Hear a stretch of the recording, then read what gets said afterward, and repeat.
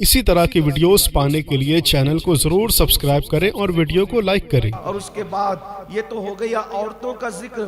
अब जन्नत में अपनी औरतों के अलावा यानी कि हर शौहर को उसकी अपनी बीवी मिलेगी। अगर शौहर भी जन्नती है और बीवी भी जन्नती है, दोनों मिलेंगे, अल्लाह उनको मिलाएगा।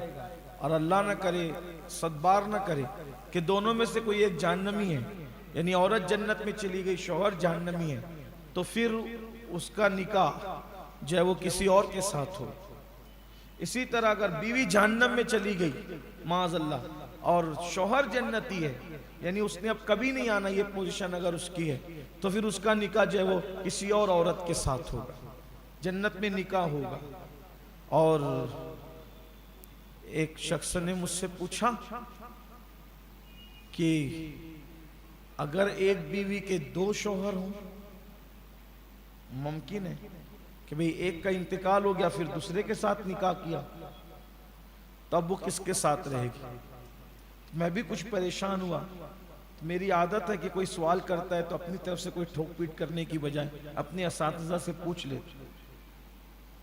तो मैं थोड़ा परेशान हुआ कि भाई यहाँ दो शौहर तो इसके, एक के बाद एक, अब वो रहेगी किसके साथ। तो बहुत अच्छा जवाब दिया माशाल्लाह हमारे उस्ताद ने। उन्होंने फरमाया अगर एक का इंतकाल हुआ उसके बाद दूसरे से निकाह कर लिया उसने, अब उसने जन्नत में किसके साथ रहना है। कहा दोनों शौहरों में वो सबसे ज्यादा जिससे मोहब्बत करती थी उसी के साथ रहे जन्नत के अंदर। यानी बल्कि ये भी है, वो शौहर तो क्या बल्कि जन्नत में हम हर शख्स उसके साथ रहेगा जो जिससे मोहब्बत करता, जो जिससे मोहब्बत करेगा। अल्लाह के रसूल अलैहिस्सलाम फरमाते हैं अल मरअ मअ मन अहब्बा, जो जिससे मोहब्बत करेगा जन्नत में उसके साथ रहेगा। तो जन्नत में औरतें तो मिल जाएगी।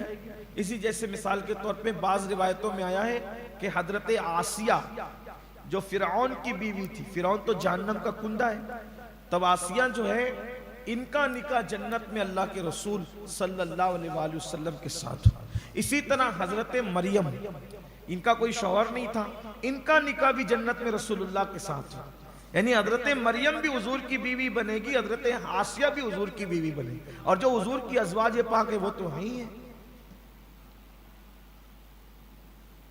तो जन्नत में बीवियां मिलेगी।